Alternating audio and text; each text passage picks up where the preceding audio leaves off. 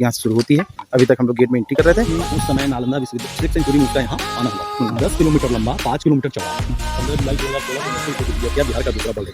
दीवार में आज 80% ब्रिक जो ओरिजिनल है। आपको इतिहास बतलाता है कि उस समय विश्वविद्यालय के चारों दिशाओं में एक गेट होता था। 10 क्वेश्चन पूछे गए, 3 का जिसने यहाँ से अब मेन हिस्ट्री यहाँ से शुरू होती है।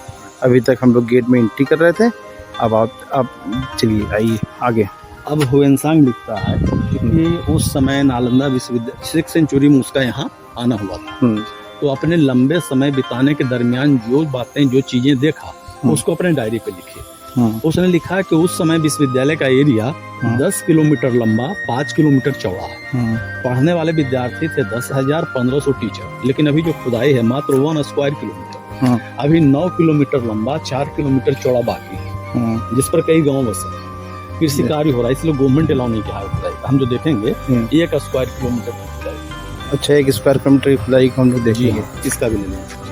ये यूनेस्को का बोर्ड है। 15 जुलाई 2016 को यूनेस्को इसको डिक्लेयर किया बिहार का दूसरा वर्ल्ड हेरिटेज साइट। पहला वर्ल्ड हेरिटेज बिहार में बोधि टेम्पल, और ये सेकंड वर्ल्ड वाइड इसका पोजीशन 33 है।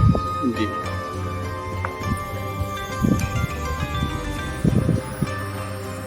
ऊंचे ऊंचे दीवार देख रहे हैं सर। ये आफ्टर एक्सकवेशन जो मिला है वही पार्ट है। दीवार में आज भी 80% ब्रिक्स जो ओरिजिनल है, 20% रिप्लेस्ड है। ईंटे की जुड़ाई के लिए उसमें सीमेंट नहीं होता था। मटेरियल के रूप में वो लोग खड़िया मिट्टी, सुर्खी, बेल का हिस्सा, उड़द दाल, गुड़, ये सारी चीजें मिलाई जाती थी जो सीमेंट से ज्यादा टिकाऊ था। और जहाँ कहीं सीमेंटेड स्लैब आप देखें, आर्कोलॉजी का वो नया सपोर्ट है।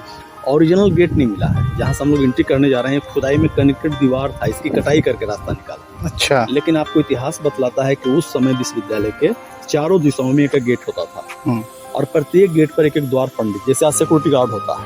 तो वो सिक्योरिटी गार्ड इतने स्कॉलर होते थे कि जो भी स्टूडेंट एडमिशन के लिए आए उनका एंट्रेंस टेस्ट गेट पर वही लेते थे। अच्छा, 10 क्वेश्चन पूछे गए, 3 का जिसने जवाब दिया उसी का एडमिशन। जबकि हुएनसांग 2 टाइम्स फेल्ड, इन 3rd टाइम ही वो सिलेक्टेड। इतिहास आपको भी कहता है कि एंट्रेंस टेस्ट का आरंभिक दौर जो सबसे पहले पूरी दुनिया में शुरू हुआ वो है आपका ये नालंदा विश्वविद्यालय, जिसका फॉलोअर है सारी। अच्छा, यहीं से जो है एंट्रेंस एग्जामिनेशन शुरू हुआ। वही है। इसमें देखिए सारे ओरिजिनल है। आज भी इसमें स्टेबिलिटी काफी है, और वही मटेरियल, ये सारे ओरिजिनल ब्रिक्स है। मटेरियल में खड़िया मिट्टी, सुर्खी, बेल का हिस्सा, उड़द दाल, गुड़, ये सारी चीजें मिलाई जाती थी जो सीमेंट से ज्यादा टिकाऊ होता था। और जहाँ कहीं सीमेंटेड स्लैब है, आर्कोलॉजी का वो नया सपोर्ट है।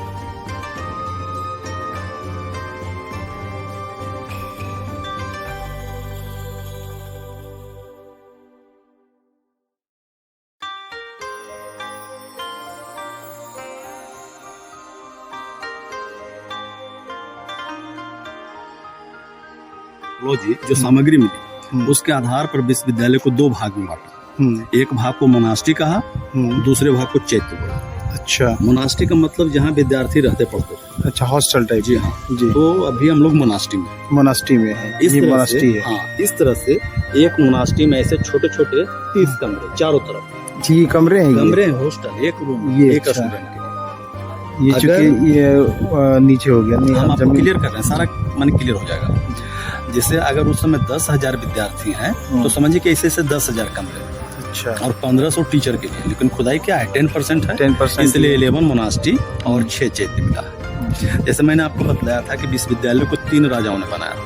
तो ये जो डाउन दिखला रहा है आर्कोलॉजी, डाउन का मतलब आपका पहला राजा कुमारगुप्त हो गया जी, 1600 वर्ष पहले का। उसका हाइट था 15 फीट। आर्कोलॉजी आपको 5 फीट दिखला रहा है, इसका मतलब ग्राउंड लेवल 10 फीट और नीचे चले। हम लोग हर्षवर्धन के पीरियड में दूसरा। अच्छा, हर्षवर्धन पहले वाले को फील कर दिया, वो यूजलेस हो गया। यहाँ से 15 फीट ऊंचाई बढ़ा दी। अच्छा, यहाँ से। जी हाँ, अब इसको ढक दिया तीसरा देवपाल, और वो जो दीवार का टॉप देख रहे हैं सर, वहाँ से एक और चलेगा 15। अच्छा, जब बख्तियार खिलजी का आक्रमण हुआ, ऊपर का हिस्सा था, इसलिए वो पूरी तरह से डैमेज है। अच्छा, रूम के आगे बरांडा से आगे का एरिया आंगन, घर का जो आंगन जाने को नहीं मिलेगा। पहले अलाउड था, हम लोग देखेंगे दूसरे मोनास्ट्री, वहाँ क्लियर हो जाएगा। तो आंगन ही क्लासरूम होता है। प्रत्येक मोनास्ट्री का आंगन सर कैमरे में धूप आएगी। एक बात और कहा जाता है कि इस्टेब्लिशमेंट के आधार पर दुनिया का पहला यूनिवर्सिटी जो भारत में सेटअप हुआ उसका नाम था तक्षशिला यूनिवर्सिटी। जब भारत बटा वो चला गया पाकिस्तान में। ये दूसरा, तीसरा हो गया विक्रमशिला विश्वविद्यालय भागलपुर। हम्म लेकिन एरिया और रेसिडेंशियल यूनिवर्सिटी की जब बात आएगी तो दुनिया का सबसे पहला और सबसे बड़ा आप इसको बोलेंगे। अच्छा, नालंदा विश्वविद्यालय। माने इंटरनेशनल रेसिडेंशियल यूनिवर्सिटी जी नालंदा। जी। यहाँ का कॉमन लैंग्वेज संस्कृत, पाली भी था लेकिन मेन लैंग्वेज यहाँ का संस्कृत। वो इसलिए क्योंकि बौद्धिज्म का जो मेन लैंग्वेज होता है वो पाली होता है। पाली है। लेकिन बुद्ध के मृत्यु के बाद बौद्ध धर्म कई छोटे छोटे सेक्ट में जैसे हीनयान, महायान, वज्रयान, अलग अलग सेक्ट है। तो नालंदा यूनिवर्सिटी सेंटर था महायान वालों का। महायान वालों ने संस्कृत को कॉमन लैंग्वेज बनाया, जबकि विक्रमशिला जो था वहाँ के जो लोग थे वो हीनयान वाले, उन्होंने पाली को मेन लैंग्वेज बनाया। अच्छा, एक अंतर ये भी है हीनयान और महायान। हीनयान वाले मूर्ति पूजक नहीं होते हैं, नहीं हीनयान वाले मूर्ति पूजक नहीं होते हैं, और पुनर्जन्म में भी उनका विश्वास नहीं होता। और बुद्ध ने पर जो है ना स्ट्रिक्टली बातें की थी कि पुनर्जन्म नाम का चीज नहीं है, ईश्वर नाम का चीज नहीं होता है, और मूर्ति पूजा का सख्त विरोध किया था। लेकिन महायान वाले थे, सबसे पहले मूर्ति की पूजा इन्होंने शुरू की। महायान बुद्ध की मूर्तियां बनाई जाने लगी। ये प्रत्येक स्टेज पे बुद्ध की मूर्ति होते थे जिसके आगे स्टूडेंट बैठकर प्रेयर करते थे, मेडिटेशन करते थे। मेडिटेशन को लॉर्ड बुद्ध ने माध्यम बनाया था सर नॉलेज इंप्रूवमेंट का, इसलिए मेडिटेशन यहाँ खास सब्जेक्ट के रूप में पढ़ाई जाती है। अच्छा, ये चबूतरों पे बुद्ध की मूर्ति हुआ करती थी और नीचे जमीन पर चारों तरफ बैठ करके लोग यहाँ पे मेडिटेशन करते थे।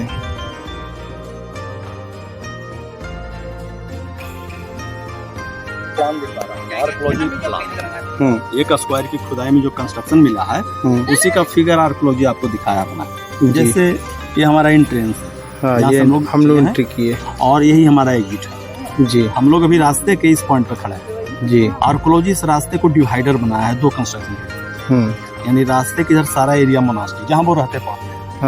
ये 1 to 11 का फिगर है। प्रत्येक मोनास्ट्री के चारों तरफ एक कमरे बने, एक एक रूम, एक एक विद्यालय। रूम के आगे बरांडा हो गया, बरांडा से आगे आंगन जहाँ इनकी पढ़ाई होती थी।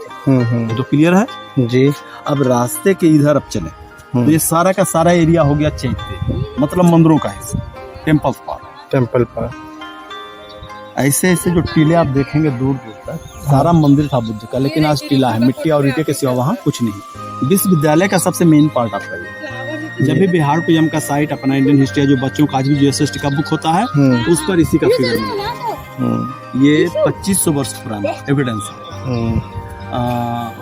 5th सेंचुरी AD में चीन से आने वाला पहला चाइनीज जिसका नाम था फाहियान। जब फाहियान का आना हुआ उसी ने लिखा कि जब मैं नालंदा आया तो सारीपुत्र स्तूप के सिवा कुछ नहीं देखा। इसका नाम है सारीपुत्र। बौद्ध धर्म वालों के लिए सबसे सेकंड लॉर्ड बुद्ध के रूप में आज लोग मानते हैं, और इसका पहचान टेम्पल से की जाती है, मंदिर से। एक्चुअली है स्तूपा माने समाधि सारीपुत्र का, लेकिन आज ये इतने प्रिय है, इतने होलियस्ट पर्सन कि इसकी तुलना मंदिर से की जाती है।